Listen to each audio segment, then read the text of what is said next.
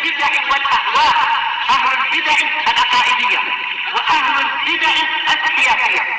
أنا أقول بيننا وبينكم السلف، بيننا وبينكم الكتب، كان فيقول البدع بيننا وبينكم الجنة.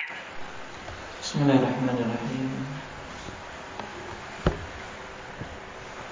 الحمد لله حمدا كثيرا طيبا مباركا فيه كما يحب ربنا ويرضى. أشهد أن لا إله إلا الله وحده لا شريك له، وأشهد أن محمدا عبده ورسوله صلى الله عليه وعلى آله وأصحابه ومن تبعهم بإحسان إلى يوم الدين. Amma ba'd. Kemarin kita baca sebagian dari pembahasan tentang syubhat yang ke-6 dan yang sebelumnya yang ke-5, yaitu dua ayat tentang ma'iyah, wa huwa ma'akum aina ma kuntum, dan wala adna min dzalika wala aktsar illa huwa ma'ahum aina ma kanu. Ahlul bidah menyatakan bahwasanya seharusnya zahir dari ayat ini kita harus menetapkan bahwasanya Allah itu berada di manapun hambanya berada, sehingga ada hulul, yaitu ada persatuan atau percampuran antara Khaliq dan makhluknya. Bagaimana membantah penafsiran yang seperti ini? Indah alim.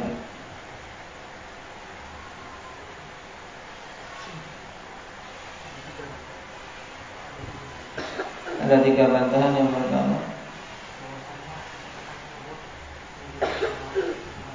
perkataan tadi menyelisih ijma' salaf. Yang kedua,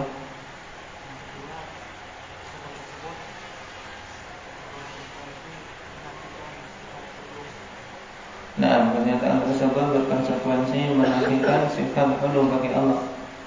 Yang ketiga,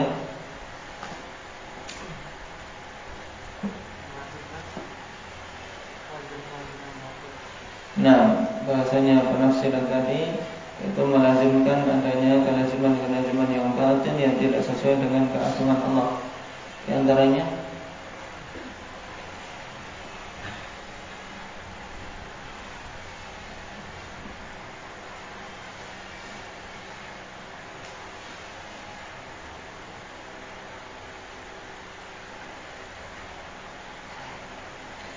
kelaziman batil yang muncul dari penafsiran mereka itu.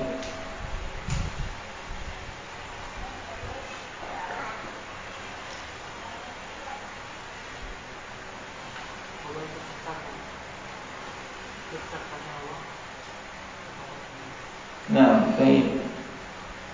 Melazimkan kalau dikatakan Khaliq bercampur dengan makhluk, itu melazimkan keberadaan Khaliq di tempat-tempat yang buruk dan a'udzubillah,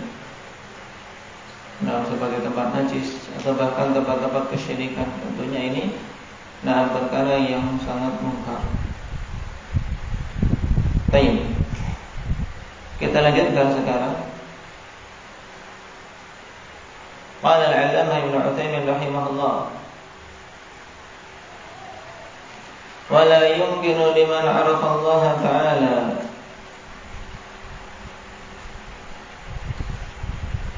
wa qaddarahu haqqa qadrihi wa 'arafa madlul al-ma'iyyati fi al-lughati al-'arabiyyati allati nazala biha al-Qur'an an yaqul inna haqiqata ma'iyyati Allah li khalqihi taqtadi an yakuna mukhtalitan bihim aw halan fi amkinatihim. Dan tidak mungkin bagi seorang yang kenal dengan Allah, maksudnya mengetahui sifat-sifat Allah dan mengagungkan Allah sesuai dengan keagungan yang wajib kita berikan, dan mengetahui madlul al-ma'iyah, yaitu penunjukan makna ma'iyah di dalam bahasa Arab yang dengannya Al-Quran turun. Nah, tidak mungkin bagi orang yang seperti ini untuk mengatakan bahwasanya ma'iyah Allah terhadap hambanya itu hakikatnya melazimkan adanya percampuran antara Khaliq dengan makhluk, atau melazimkan bahwasanya Allah menyatu dengan mereka di tempat-tempat mereka. Ini tidak mungkin seorang yang mengenal Allah menyatakan demikian. Fadlan an tastalzima dzalik. Terlebih lagi, dia melazimkan yang demikian itu. Maksudnya ketika menetapkan sifat ma'iyah berarti melazimkan adanya persampuran antara Khaliq dan makhluk. Wala yaqulu dzalika illa jahilun bil lughah, jahilun bi'azamati Rabbi jalla wa ala. Tidaklah mengatakan yang demikian kecuali seorang yang jahil terhadap bahasa Arab dan jahil terhadap keagungan Allah Subhanahu wa taala. Qala fa idza tabayyana budlan hadha al-qawl ta'ayyana an yakuna al-haqqu huwa al-qawl ats-tsani. Maka apabila jelas batilnya pendapat ini, pendapat apa yang dimaksud? Hendak ya Hudzaifah?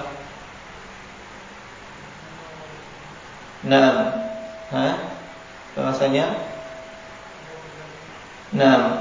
maksudnya apabila telah jelas batilnya pendapat ini, yaitu pendapat yang menyatakan kalau ayat-ayat tentang ma'iyah itu bermakna bersatunya Allah dengan makhluknya, ini batil. Maka ta'ayyana an yakuna al-haqqu minal huwal qaulul tsani. Maka berarti dengan pasti kita tentukan bahwa yang hak itu adalah pendapat yang kedua. Apa itu? Wa huwa anna Allah ta'ala ma'a khalqihi ma'iyatan taqtadi an yakuna muhitan bihim. Yaitu bahwasanya Allah bersama dengan makhluknya dengan kebersamaan yang berkonsekuensi bahwasanya Allah meliputi mereka. Dari sisi apa? Ilman wa qudratan, dari sisi ilm dan kudrahnya.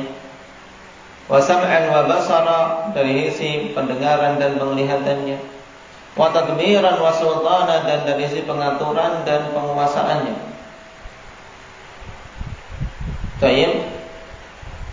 Wa ghairu dzalika mimma taqtadihi rububiyyatuhu ma'a 'uluwihi 'ala 'arsyihi fawqa jami'i khalqihi. Dan yang selain itu dari perkara-perkara yang merupakan konsekuensi rububiyah Allah. Pemberian rezeki misalnya, semuanya dapat. Dan seterusnya dari hal-hal yang berhubungan dengan rububiyah, Allah meliputi semua hambanya. Tapi apa? Bersamaan dengan tingginya Allah di atas arsy, di atas semua makhluk-makhluknya. Yaitu yang dimaksud di sini berarti apa? Ma'iyah yang amah, bersamaan dengan itu Allah itu apa? Maha tinggi di atas sana. Paham ini? Ini penegasan yang kemarin. Wa hadza huwa dhahirul ayatain bila raib, li'annahuma haqqun. Dan ini adalah zahir dari kedua ayat tersebut tanpa ada keraguan, dan keduanya adalah hak.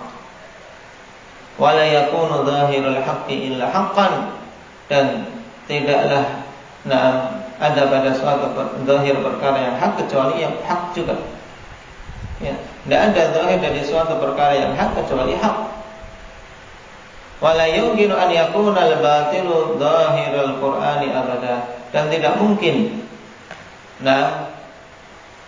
suatu kebatilan itu merupakan zahir dari Al-Qur'an selama-lamanya. Kalau Al-Quran itu sesuatu yang hak, zahirnya mesti hak, maka tidak mungkin di situ ada kelaziman yang batil. Baik.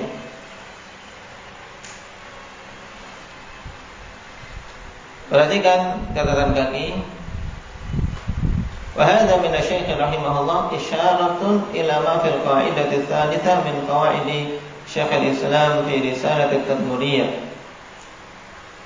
Ini dari Syekh Ibnu Utsaimin isyarat kepada kaidah yang ketiga dari kaidah-kaidah Syekhul Islam Taimiyah dalam risalah beliau, dalam risalah Tadmuriyah. Qala rahimahullahu ta'ala fiha walakinna as-salafa wal a'immata lam yakunu yusammuna hadha zahiran wala yartaduna an yakuna zahirul Qur'ani wal hadithi kufran wa batila. Wallahu subhanahu wa ta'ala a'lamu wa ahkamu min an yakuna kalamuhu alladhi wasafa bihi nafsahu la yadhharu minhu illa ma huwa kufrun wa dhalal. Ya, jelas ini. Tetapi para salaf dan para imam tidaklah mereka menamakan yang seperti ini sebagai zahir, yaitu apa? Tadi memaknakan ma'iyah dengan hulul. Nah, ini bukan zahir Al-Quran. Nah, dan mereka tidak ridha kalau ada zahir dari Al-Quran dan hadis itu merupakan kekufuran dan kebatilan. Tidak mungkin. Tidak ridha mereka kalau zahir dari kalam Allah adalah suatu kekufuran dan kebatilan. Dan Allah Subhanahu wa ta'ala zat yang maha mengetahui dan maha bijaksana. Baik. Dari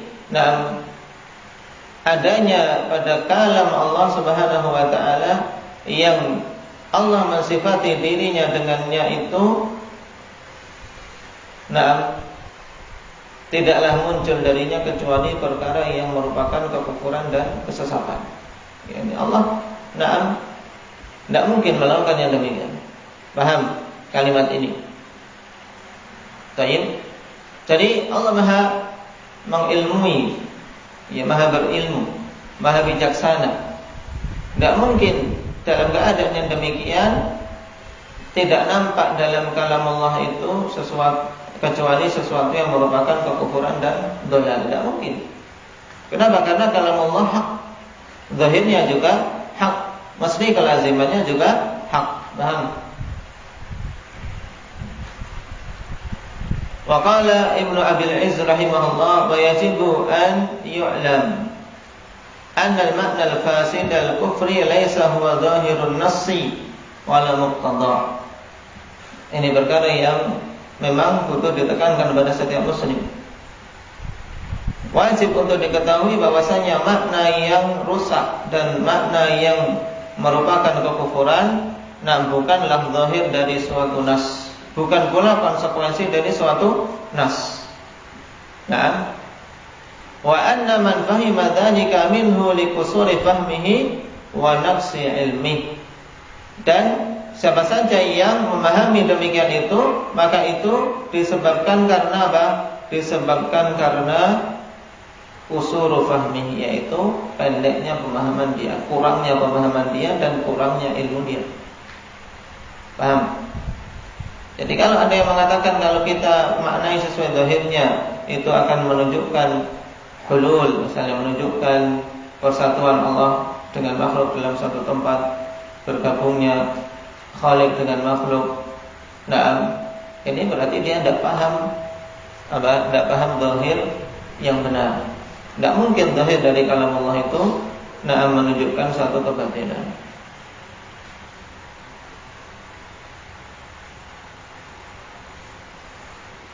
Kemudian selain itu, penetapan bahwasanya zahir dari Al-Quran itu suatu perkara yang batil, ini melazimkan kelaziman-kelaziman yang batil.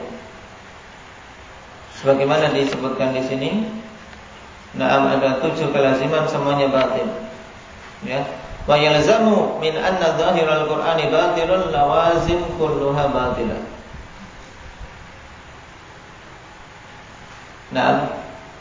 Dan melazimkan pernyataan kalau zahir Quran itu batil, kelaziman-kelaziman yang banyak yang semuanya batil juga. Dan kaidah butlanul lazim yadullu ala butlanil malzum. Baik. Yang pertama, annallaha taraka bayanal haqqi was-shawabi wa lam yufsih bihi, bal ramaza ramzan wa alghazan la yufhamu illa ba'da juhdin.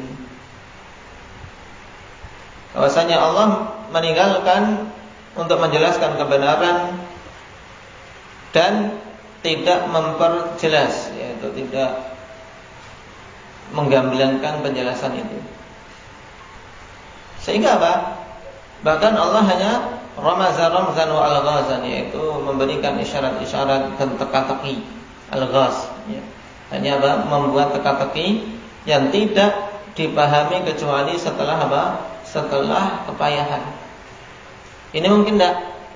Tidak mungkin. Kalau Al-Quran sifatnya seperti ini, tidak bisa dipahami setelah apa? Payah, setelah susah.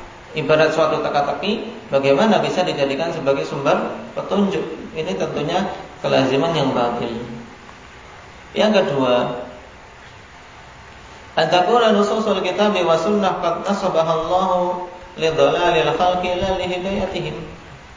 Kelazimannya bahwasanya nas-nas kitab dan sunnah itu Allah pancangkan untuk menyesatkan makhluk, bukan untuk memberikan hidayah. Kenapa? Karena zahirnya apa?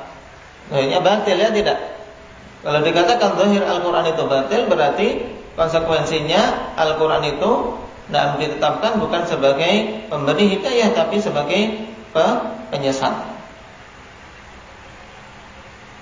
Yang ketiga, annallaha kallafahum an yafhamu minha ma la tadullu alaihi wa lam yaj'al lahum qarinatan tadullu ala dzalik. Kelaziman yang ketiga, bahwasanya Allah telah membebani manusia untuk memahami dari Al-Quran tersebut perkara-perkara yang tidak ditunjukkan olehnya. Dan Allah tidak menjadikan bagi mereka suatu qarinah yang menunjukkan kepada hal tersebut. Tentunya tidak mungkin. Karena Allah Subhanahu wa taala tidak akan mungkin membebani suatu kaum dengan perkara yang tidak mungkin mereka lakukan, yang mereka tidak mampu untuk melakukannya. Baik.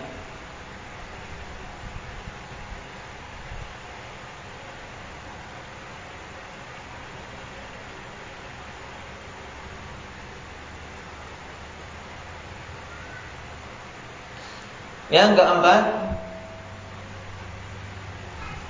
an yakuna Allah Ta'ala daiman mutakalliman bima zahiruhu khilaful haqqi wa in ta'addadat wujuhud dalalat. Berarti ini menunjukkan bahwasanya Allah terus-menerus mengatakan dengan suatu perkataan yang zahirnya menyelisihi kebenaran. Baik, walaupun sisi-sisi pendalilannya berbeda-beda, tapi semuanya zahirnya menyelisih al-haq. Tentunya tidak mungkin ini. Kemudian yang kelima, tajhilus salaf minas sahabat wa tabi'in wa man ba'dahum. Konsekuensinya berarti apa? Menuduh para salaf dari kalangan sahabat dan para tabi'in serta ulama setelah mereka itu jahil. Nah, min ahlil iman. Nah, baik. Tajhilus salafi minas sahabati wa tabi'ina wa man ba'dahum min ahlil iman wa itsbatu adami fahmil haqqi minhum. Jadi yang kelima kesimpulannya apa? Nah, menetapkan jahilnya para salaf, para sahabat, para tabi'in dan orang-orang setelahnya dari kalangan ahlul iman. Mereka itu jahil semua. Kenapa? Karena menetapkan zahir Al-Qur'an itu hak. Dan juga konsekuensi yang kelima ini yaitu menetapkan bahwasanya para salaf itu tidak memahami kebenaran. Tentunya ini tuduhan yang batil. Yang keenam, tarkun nususi linnasi anfa'u lahum minal akhdhi bima yudhilluhum fid dini wa dunya. Konsekuensinya berarti meninggalkan nas-nas, ya, itu lebih bermanfaat bagi manusia. Ya kan, sudah tidak usah belajar Al-Quran saja kalau demikian. Kenapa? Karena zahir Al-Quran itu kufur, zahir Al-Quran itu batil, ya. menurut mereka. Berarti konsekuensinya demikian. Kenapa? Karena kalau mau mengambil Al-Quran akan menyesatkan mereka di dunia maupun akhiratnya, pada perkara agama maupun perkara dunianya. Ini tentunya konsekuensi yang sangat batil. Kemudian yang ketujuh, taslitul qaramitah al-batiniyati 'alal mutakallimin fayaqulun malladhi sawwagha lakum ta'wil al-akhbar. Naam. Wa harrama 'alaina ta'wil al-amri wan nahyi wal ijabi wat tahrim. Akan membuka apa? Membuka kemenangan bagi orang-orang qaramitah batiniyah untuk mencela orang-orang ahli kalam. Sehingga mereka akan mengatakan, apalah yang membolehkan kalian melakukan takwil dan yang mengharamkan kita melakukan takwil juga. Kalian melakukan takwil boleh, berarti kita pun boleh melakukan takwil. Dan takwilnya qaramitah dan batini adalah apa? Sebatil-batilnya takwil. Baik. Ini 7 konsekuensi dan semuanya apa? Semuanya batil. Semuanya batil yang menunjukkan batilnya pendapat tersebut.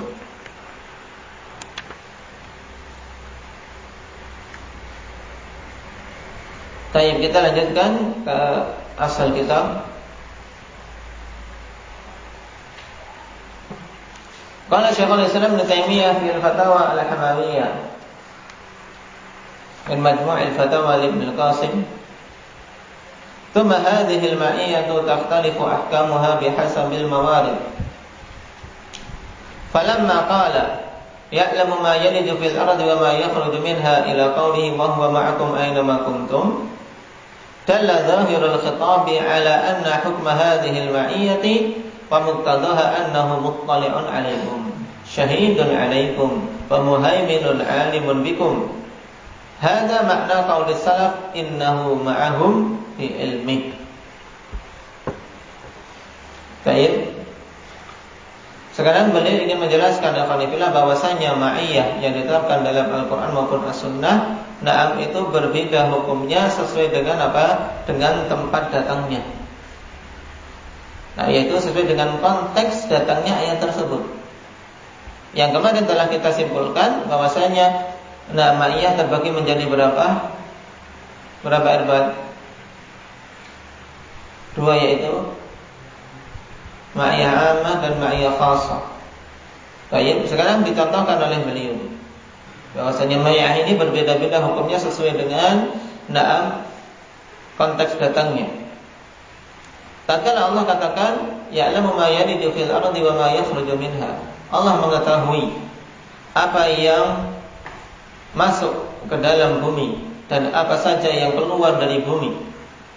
Allah Maha tahu. Konteksnya sedang berbicara tentang masalah apa? Masalah apa, Umar? Ya'lamu ma yaliju fil ardi wa ma yakhruju minha. Konteksnya tentang apa? Dari sifat Allah Subhanahu wa taala ilmu. Ayat di surat Al-Hadid ini berhubungan dengan ilmu. Kemudian Allah katakan wa huwa ma'akum aina ma kuntum, dan Allah bersama kalian dimanapun kalian berada. Zahir dari khitab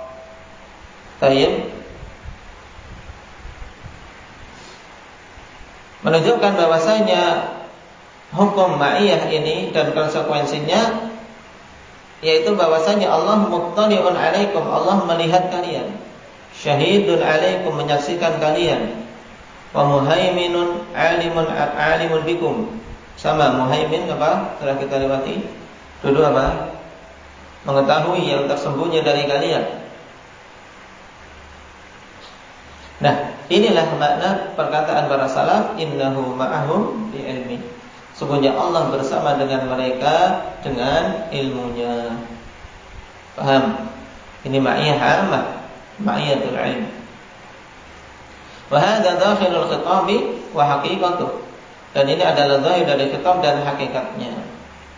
Fakadzalika fi qawlihi ma yakunu min najwa thalathatin illa huwa rabi'uhum wa la khamsatin illa huwa sadisuhum wa la adna min dzalika wa la akthar illa huwa ma'ahum aina ma kanu. Taib. Ini juga sama, tidaklah 3 orang melakukan bisik-bisik kecuali Allah yang keempatnya.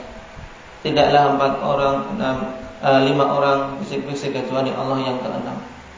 Terus, tidak lebih banyak atau lebih sedikit dari itu, Allah bersama mereka dimanapun mereka berada. Maksudnya apa berarti? Allah Maha tahu. Paham sampai sini? Allah Maha tahu. Al-ayat. Qala wa lamma qala Nabi sallallahu alaihi wasallam li sahibihi fil ghar la tahzan innallaha ma'ana kana hadza aidan haqqan ala dhahiri.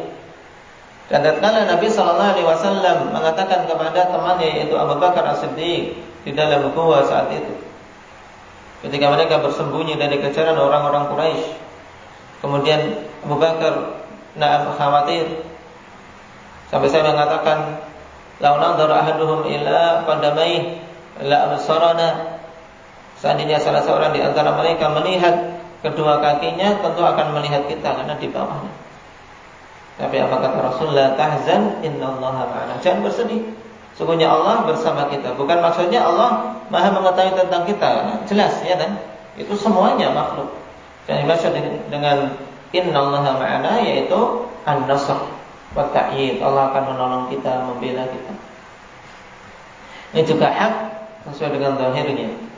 Wa dallatil halu ala anna hukma hadhihi al-ma'iyyati huna ma'iyyatul ittila' wan nasr wa ta'yid. Nah, kondisi yang ditunjukkan dalam ayat tersebut menunjukkan tentang hukum ma'iyah ini di sini, bahwasanya yang dimaksud adalah ma'iyyatul ittila' wan nasr, yaitu ma'iyah di mana Allah mengetahui mereka, ditambah apa? Ditambah bahwasanya Allah akan menolong wa ta'yid dan akan apa? Menguatkan mereka. Akan Allah tolong, akan Allah bela. Baik. Dan ini ma'iyah khasah. Adapun 2 yang disebutkan di depan contoh untuk ma'iyah ammah. Tsumma qala falah bil ma'iyyati qad istumila fil kitabi was sunnati fi mawadhi' yaqtadi fi kulli mawdhi'in umuran la yaqtadiha fil mawdhi'il akhar.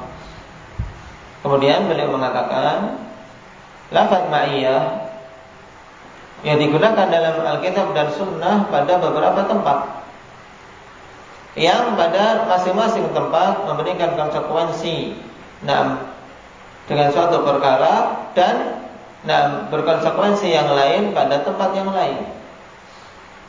Fa imma an takhtalifa dalalatuha bihasabil mawadhi' aw tadulla ala qadrin mushtarakin baina jami'i mawaridiha. Maka kemungkinannya berbeda penunjukannya pada masing-masing tempat atau menunjukkan atas suatu kadar yang sama. Di antara kesemua tempat-tempat datangnya nas tersebut. Wa in imtaza kullu mawdi'in bi khasiyah. Walaupun tentunya masing-masing tempat memiliki apa? Perbedaan dari yang lain secara khusus. Tapi ada kadar yang sama. Ada kadar yang sama, cuman masing-masing tempat ada perbedaan. Fa'ala taqdira ini laisa muqtadaha an takuna dzatur rabbi azza wa jalla muqtalitatan bil khalqi hatta yuqal qad surifat an dzahiriha. Maka di atas kedua kemungkinan ini, ya kemungkinannya berbeda maknanya, atau kemungkinannya ada kadar kesamaan tapi berbeda sesuai dengan kondisi masing-masing dalam nas tersebut. Pada masing-masing kedua kemungkinan ini tidaklah ada satupun di antaranya yang menunjukkan kalau konsekuensinya adalah bahwa zat Rabb azza wa jalla itu bergabung dengan makhluknya. Sampai dikatakan bahwasanya ayat tersebut telah dipalingkan dari zahirnya. Kenapa? Karena yang dilakukan oleh para salaf dan ahli sunnah wal jamaah bukan memalingkan makna dari zahirnya, tapi memahami ayat dari apa? Dari konteksnya. Paham sampai sini?